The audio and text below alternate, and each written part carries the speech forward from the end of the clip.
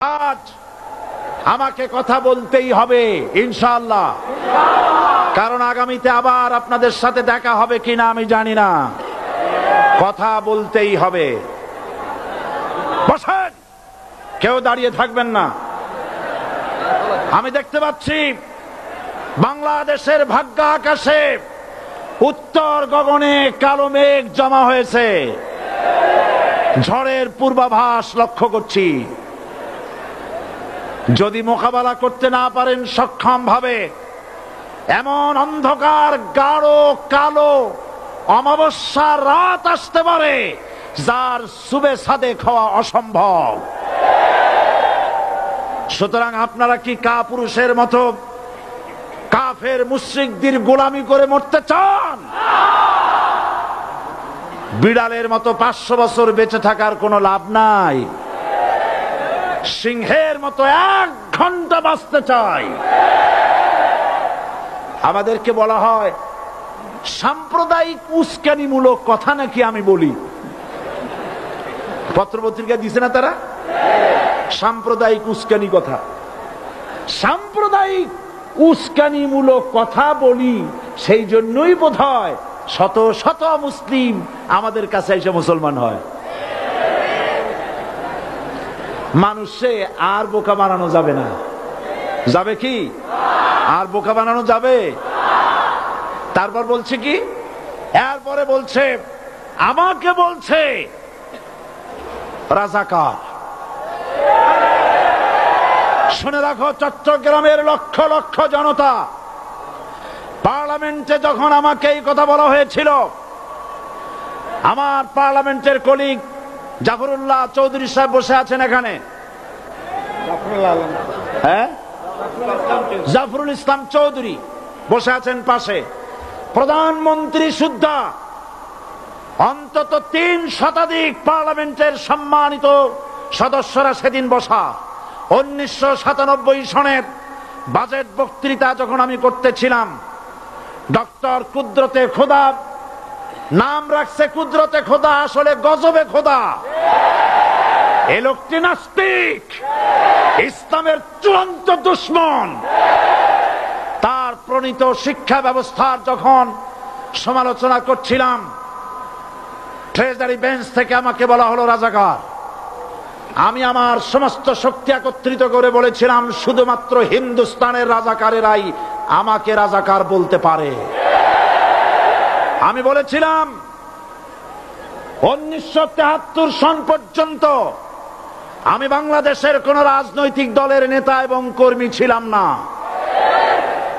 আমি রাজাকার নই। আমাকে রাজাকার বলে যদি তাকেও প্রমাণ করতে না পারে 10 কোটি টাকার মানহানি মামলা দায়ের করব। আমার এই বক্তব্য সারা দুনিয়া শুনেছে। পার্লামেন্টে আমার এই বক্তব্য রেকর্ড হয়ে আছে।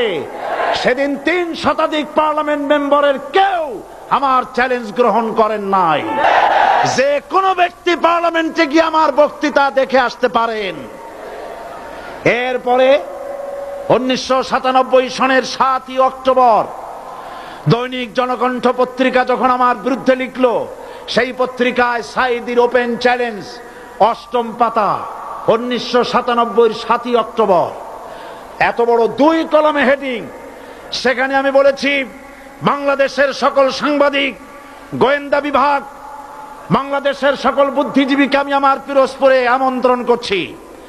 আমার উপস্থিতিতে যদি কেউ প্রমাণ করতে পারে বাংলাদেশের স্বাধীনতা যুদ্ধের বিরুদ্ধে আমার কোনো ভূমিকা ছিল, সজ্ঞানে স্বেচ্ছায় জাতীয় সংসদের সদস্য পদ থেকে পদত্যাগ করব।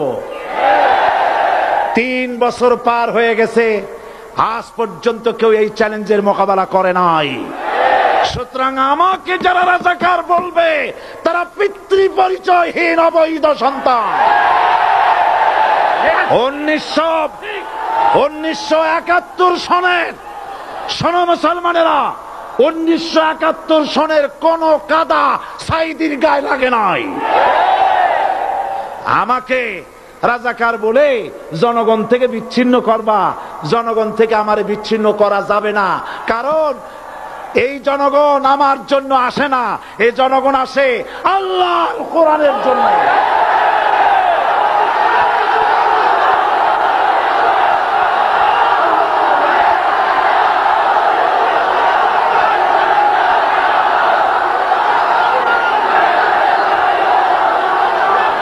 আজকে আর যারা ইসলামের কথা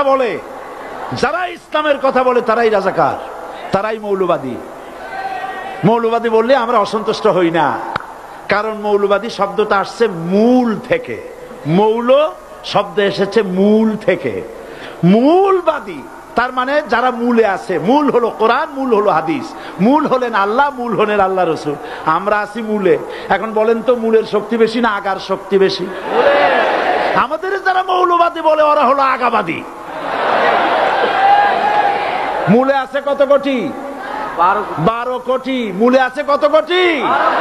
আর আমাদের যারা মৌলবাদী বলে ওই থাকো গাছের আগায়, আমরা মূলে। লাভালাভি বেশি করবা না, 12 কোটিতে গাছের গোড়া আসতে নানা দেবে, মামু বাড়ি দিল্লি গিয়ে পড়বা, বাংলার জমিনে জায়গা হবে না। এ কথা বিশ্বাস করো। বাংলাদেশের মুসলমানদের শরীরে এক বিন্দু রক্ত থাকতে শয়তানের তৈরি করা ধর্ম নিরপেক্ষ মতবাদ বাংলার জমিনে কায়েম হতে দেওয়া হবে না, হবে না।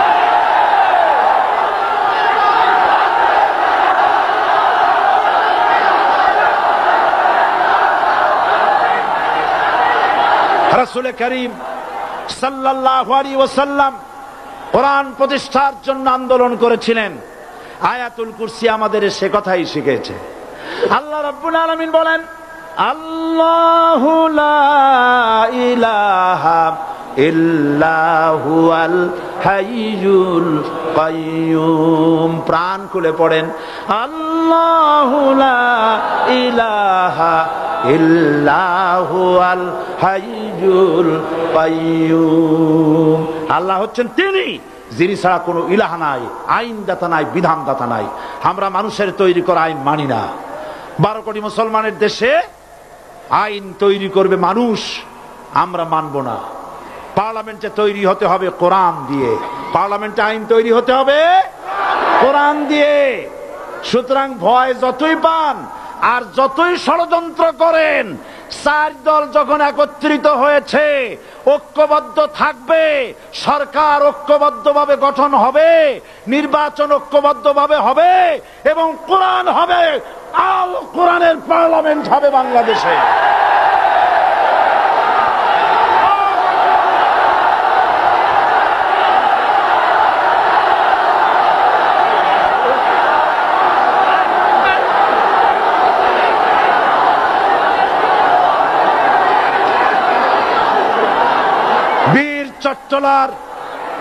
বীর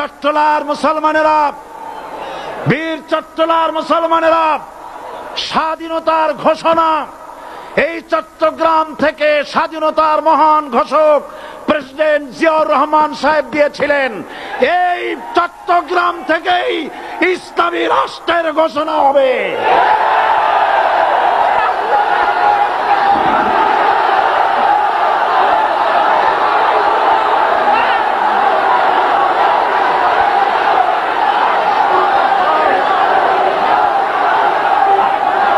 আশাবাদী আপনারা অবশ্যই তা পারবেন। আমি 100% বিশ্বাস করি ইনশাআল্লাহ। কারণ যে ষড়যন্ত্রের মোকাবেলা করে স্থানীয় রাজনৈতিক দলের নেতৃবৃন্দ কোরআনের মাহফিল সিনায় এনেছেন, আমি প্রথম দিনেই বলেছি চট্টগ্রাম তাফসিরুল কোরআন মাহফিল কোন রাজনৈতিক দলের প্রতিনিধিত্ব করে না। এটা কোন জামাত শিবিরের একক সম্পদ নয়, এটা চট্টগ্রামের মুসলমানদের কলিজার টুকরা তাফসিরের মাহফিল। সুতরাং এই মাহফিল চট্টগ্রামে থাকবে ইনশাআল্লাহ কিয়ামত পর্যন্ত। 144 ধারা 288 হয়ে গেছে, ষড়যন্ত্র পায় পায় চলে গেছে। আমি ওই সব ছেলেদের বলি, সরকারি দলের ছাত্র হইয়া মুসলমানদের বিপক্ষে যাইও না। এদেশের ভাগ হয়ে